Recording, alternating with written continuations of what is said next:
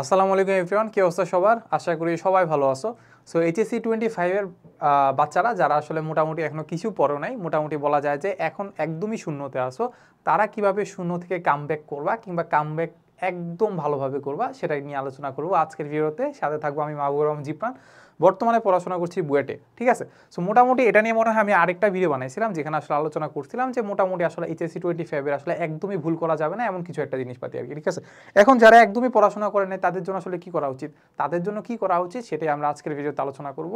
So কথা না বলে চলো শুরু করে দিই। আচ্ছা, সো ফার্স্টে হচ্ছে আমরা যেটা করব সেটা হচ্ছে আমরা একটু অ্যানালাইসিস করব। ঠিক আছে, কি করব? অ্যানালাইসিস করব যে আসলে তোমাদের প্রবলেমটা কোথায়, তোমাদের কি প্রবলেমটা কোথায়। এক প্রবলেম যদি আমি বলি, তোমাদের হচ্ছে মোটামুটি বলা যায় যে তোমাদের এখনো সিরিয়াসই হইতে পারো নাই, অনেকে কি একদমই সিরিয়াস হইতে পারো নাই, মানে যে এসএসসি লাইফে পড়াশোনা না করেও ভালো রেজাল্ট করে ফেলছো, ভাবছো যে এইচএসসি লাইফেও ভালো রেজাল্ট করে ফেলো পড়াশোনা না করে। এমন অনেকেই আছে ভালো রেজাল্ট করে ফেলে, ঠিক আছে, একদম পড়াশোনা না করে ভালো রেজাল্ট করে ফেলে, মানে বোর্ডে ভালো রেজাল্ট করে ফেলে। এখন বোর্ড তো আমাদের টার্গেট না, টার্গেট কি? বোর্ডের পাশাপাশি আমাদের অ্যাডমিশন, মেইন টার্গেট কি? অ্যাডমিশনে ভালো না করতে পারলে বোর্ডের রেজাল্টে করবাটা কি?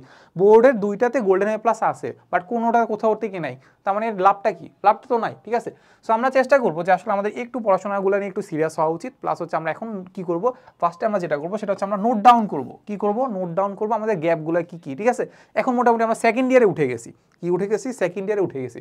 এখন আমরা চিন্তা করবো যে আমাদের ফার্স্ট ইয়ারে কি কি বাকি ছিল, ফার্স্ট ইয়ারে কি কি গ্যাপ ছিল, ওই গ্যাপগুলো আমি কি করব, এইরকম একটা খাতা নিব, খাতা নিয়ে কি করব, নোট ডাউন করে নিব যে আমি পদার্থবিজ্ঞান এই হচ্ছে 1 2 3, এখানে লিখবো হচ্ছে ধরো টু ব্যাড, বেশি খারাপ, তারপর হইতে পারে ব্যাড,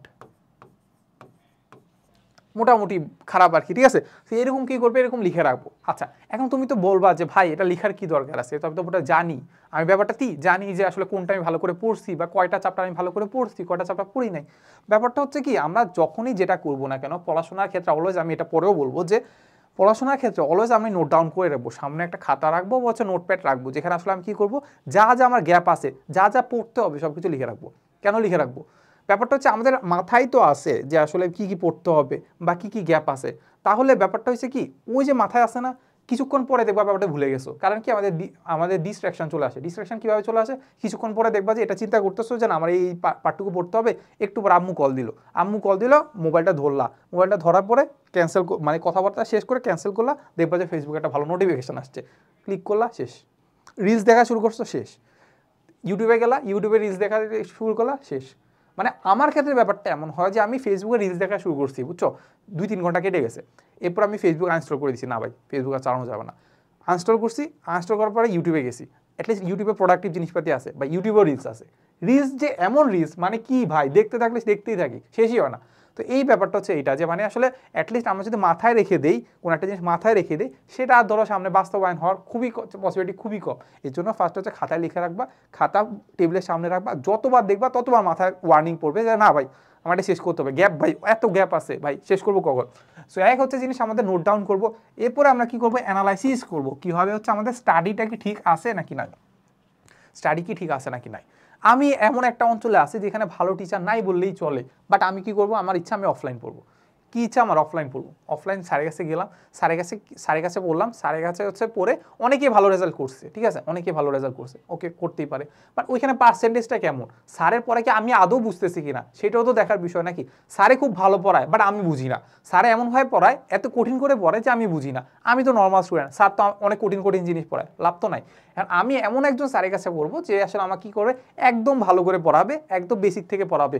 আমি কোনো একটা ত্রিভুজের লম্ব কোনটা ভূমি কোনটা এটাই বুঝি না, কিন্তু স্যারে আমাকে সাইন থিটা কস থিটা দিয়ে হাজার হাজার ম্যাথ করাই দিচ্ছে, হাজার হাজার ম্যাথ করাই দিচ্ছে, তাহলে তো লাভ নাই, আমাকে অ্যাটলিস্ট বুঝাইতে হবে যে লম্ব কোনটা ভূমি কোনটা। সো এটার জন্য তুমি কি করতে পারো, এটার জন্য তুমি প্রাইভেট ব্যাচে ভর্তি হইতে পারো। সো প্রাইভেট ব্যাচটা তোমার হইতে পারে অনলাইনে হইলে আমার কাছে মনে হয় যে বেটার। কেন? কারণ অনলাইনে তোমাকে কেউ জাজ করবে না। নর্মালি তুমি একটা ইয়াতে সাইন থিটা কস থিটা বা হাজার হাজার ত্রিকোণমিতি সূত্র দিয়ে ম্যাথ করাচ্ছে, তুমি বলতেছো ভাই লম্ব কোনটা, স্যার লম্ব কোনটা, ঠিক আছে, ভূমি কোনটা, সবাই হাসবে, ঠিক আছে। তো এই জন্য আমার কাছে মনে হয় যে তুমি অনলাইনে পড়ো, অনলাইনে পড়ে তুমি ব্যাপারটা বোঝো যে আসলে কি আমি যেটা বুঝতেছি না সেটা আমি বুঝবো, যা ইচ্ছা হোক, যে যে যেটাই বলুক, আমি যেটা বুঝি না ওইটা আমি বুঝবো। এছাড়া তুমি করতে পারো যে প্রাইভেট টিউটর রাখতে পারো, একজন তোমাকে স্যার থাকবে যে হচ্ছে স্যার বা ভাইয়া তোমাকে বাসায় এসে পড়াবে। তাহলে হচ্ছে কী করবা, একদম ডিটেলসে আলোচনা করবে যে ভাই আমি এই টপিক পড়ি না, এই টপিক আমি বুঝাই দেন, এই টপিক পড়লে আমি এইচএসসিতে কমন পাবো, অ্যাডমিশনে কমন পাবো, এই টপিক আমি একদম ঝালাই করে ফেলবো, একদম কি ঝালাই করে ফেলবো, ঠিক আছে। সো ফার্স্টে আমি বলবো কি অ্যানালাইসিস করবা যে তোমার টপিক যেটা মানে যেসব মানে স্টাডি যে ওয়েটা ছিল আগের ওয়েটা কি ঠিক আছে কিনা, যদি ঠিক থাকে তাহলে ভালো, আর যদি ঠিক না থাকে, যেহেতু আমি বলতেছি যে একদম শূন্য থেকে কামব্যাক করা মানে তুমি শূন্য, তার মানে তুমি যে স্টাডির যে ওয়েটা স্ট্র্যাটেজিটা অ্যাপ্লাই করতেছিলে সেটা ভুল, ঠিক আছে। যদি ভুল হয় তাহলে তুমি দেখো যে কোনভাবে তুমি আসলে বেটার ওয়েতে পড়াশোনা করতে পারো, ঠিক আছে। ওকে, এই একটা জিনিস। এরপরে তুমি করবা কি, রুটিন করবা। ভাই কি করবা, আমি যেটা বললাম যে একটা খাতা নিবা, খাতা নিয়ে রুটিন করবা। রুটিনটা হবে হচ্ছে দুই রকম, একটা হবে তোমার মান্থলি রুটিন, মান্থলি তুমি এক মাসে কি কি পড়বা, যেহেতু গ্যাপ আছে তার মানে গ্যাপগুলো তো নোট ডাউন করলা, এই গ্যাপগুলোর সাথে তুমি কি করবা, সেকেন্ড ইয়ারে যেহেতু উৎসব স্কুল কলেজে পড়াশোনা করতে হবে, ওই পড়াশোনার পাশাপাশি 2 থেকে 3 ঘন্টা তুমি রাখবে কিসের জন্য, এই গ্যাপগুলো পূরণ করার জন্য। সো আমাদের ইউটিউব চ্যানেল আর পেজে তুমি পেয়ে যাবা যে আসলে আমি কীভাবে বলছি যে ফিজিক্স, অ্যাটলিস্ট ফিজিক্স তুমি কিভাবে আমাদের সাথে ফিজিক্স ইনসাইড যে ইয়াটা আছে মানে কোর্সটা আছে, ওই কোর্সটার মাধ্যমে তুমি নিজের পড়াশোনা তো পড়লেই, সেকেন্ড ইয়ারের পড়াশোনা বা সেকেন্ড পেপার যেটা আছে ওটা তো পড়লেই, প্লাস ফার্স্ট পেপারের গ্যাপগুলো কীভাবে একসাথে পূরণ করে ফেলতে পারবা, এটা নিয়ে আমার ডিটেলস ভিডিও আছে, ওটা চাইলে দেখে নিতে পারো, ঠিক আছে। আচ্ছা, এই একটা জিনিস। তারপর হচ্ছে আমাদের রুটিন কয়টা হবে, একটা হচ্ছে আমাদের মান্থলি হবে, আরেকটা হচ্ছে আমাদের মাইক্রো রুটিন, সেটা হইতে পারে মাইক্রো রুটিন। সো এটা হইতে পারে আমাদের ডেইলি, সো লেখাটা একটু উল্টাপাল্টা হয়ে যেতেছে, একটু মাথা রাখো আর কি, ঠিক আছে। সো এটা হইতে পারে আমাদের ডেইলি, বা হইতে পারে হচ্ছে একদম ডেইলিও না হলেও অ্যাটলিস্ট উইকলি হবে, ঠিক আছে।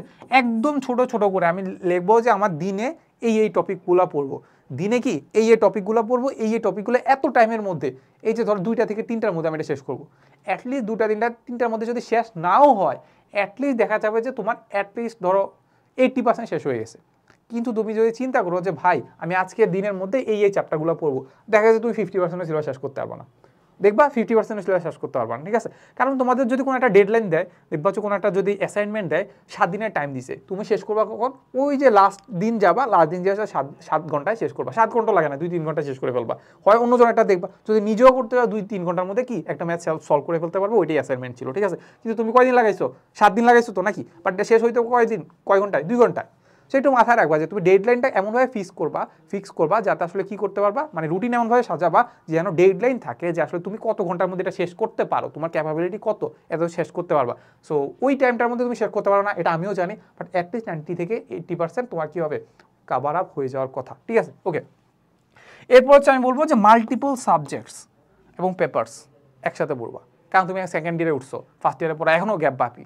তুমি যদি ফার্স্ট ইয়ারের সাথে সেকেন্ড ইয়ারের সাথে ফার্স্ট পেপার বা ফার্স্ট ইয়ারের জিনিসপাতি না পড়ো তাহলে তো শেষ, তাহলে আর কি লাগবে, তুমি সেকেন্ড পেপার দিয়ে কোটটুক চাইতে পারবা, ফার্স্ট ইয়ার তো লাগবে, ঠিক আছে। সো আমি এটাই বলবো যে আসলে আমাদের মোটামুটি একটা ফিজিক্স ইনসাইড যে ব্যাচটা আছে ওইটাতে মোটামুটি আমি তোকে বলেই দিছি যে ভাই পরীক্ষার মানে সপ্তাহে 2 দিন, সপ্তাহে মানে 3 দিন আমাদের ক্লাস হবে, 3 দিন ক্লাসের মধ্যে তোমার হচ্ছে 2 দিনে একদিনে ক্লাস দেখতে হবে, 2 দিনে কি একদিনে ক্লাস দেখতে হবে, একদিনের ক্লাসে তোমার হায়েস্ট 3 ঘন্টা দিতে হবে, হায়েস্ট 3 ঘন্টা নামে পুরো একদম মেপে দেখছি যে 2.5 ঘন্টা দিতে হবে, একদিন মাত্র 2.5 ঘন্টা দিবা, আর বাকি সময় কি দিবা, তুমি স্কুলে যাও, কলেজে যাও, স্কুলে তো যাবো না, কলেজে যাও, প্রাইভেটে যাও, ওইখানে সেকেন্ড পেপারে পড়ো, ওইখানে সারাক্ষণ টাইম দাও, বাট তুমি 2.5 ঘন্টা তুমি আমাদেরকে দাও, আমরা তোমাকে দিচ্ছি যে ফিজিক্স A to Z তোমাকে সলভ করে দেবো, ঠিক আছে। সো এটা ক্লাস কিন্তু শুরু হবে হচ্ছে আমাদের 1 জুলাই থেকে, প্লাস তুমি যদি 1 জুলাইয়ের আগে যদি কুপনটা ইউজ করো PHY10 তাহলে মোটামুটি কিন্তু কোর্সটা অর্ধেক দামে পেয়ে যাবা, ঠিক আছে। সো আমাদের ডিসক্রিপশানে প্লাস হচ্ছে আমাদের কমেন্ট বক্সে হচ্ছে লিঙ্ক দেওয়া থাকবে, সেখান থেকে তুমি এনরোল করে ফেলতে পারবা, ঠিক আছে।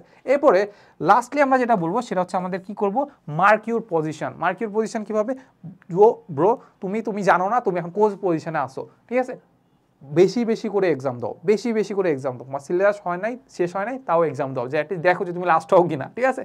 লাস্ট দেখবা হবা না, দেখবা হচ্ছে মোটামুটি অনেকে তোমার পিছনে আসে, অ্যাটলিস্ট কনফিডেন্স পাবা, একটু বুস্ট আপ পাবা যে না আমার একটু পড়াশোনা করলে মোটামুটি একটু আগাইতে পারি। আচ্ছা, এই একটা জিনিস।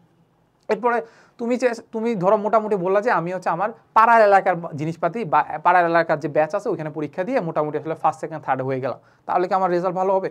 হবে না তো, আর তোমার অ্যাডমিশনের রেজাল্ট কিন্তু খুব একটা ভালো হবে না। কারণ কি, তুমি পাড়ার এলাকার যে জিনিস পাড়া এলাকার যে ধরো হচ্ছে মানে পাড়ার এলাকার যে যারা ভালো পারে তাদের সাথে কম্পিটিশন করলাম, বাট আমাদের কম্পিটিশন অ্যাডমিশনের সময় কোথায়, পুরো বাংলাদেশের সাথে। সো এই জন্য আমি সাজেস্ট করবো অনলাইনে এমন একটা এক্সাম ব্যাচে ভর্তি হও, এক্সাম ব্যাচে ভর্তি হওয়ার সাথে সাথে ওইখানে র্যাঙ্কিং করবে যে আসলে তুমি কততম হচ্ছ বা ওদের মাঝখানে তুমি কততম হচ্ছ। অ্যাটলিস্ট বাংলাদেশের মানুষের সাথে কি বল একটা ওভারঅল ধারণা পাইলে যে না তুমি অন্যান্য জেলার মানুষের সাথে তুমি কম্পিট করতে পারো আর কি, ঠিক আছে। সো বাই দ্য ওয়ে আমাদের হচ্ছে কোর্সেও কিন্তু উইকলি এক্সাম থাকবে, ওইখানে তোমার র্যাঙ্কিং দেখতে পারবা, ঠিক আছে। এই মোটামুটি গেল হচ্ছে আমাদের একদম শূন্য থেকে আমি কিভাবে কামব্যাক করতে পারি আর কি, ঠিক আছে।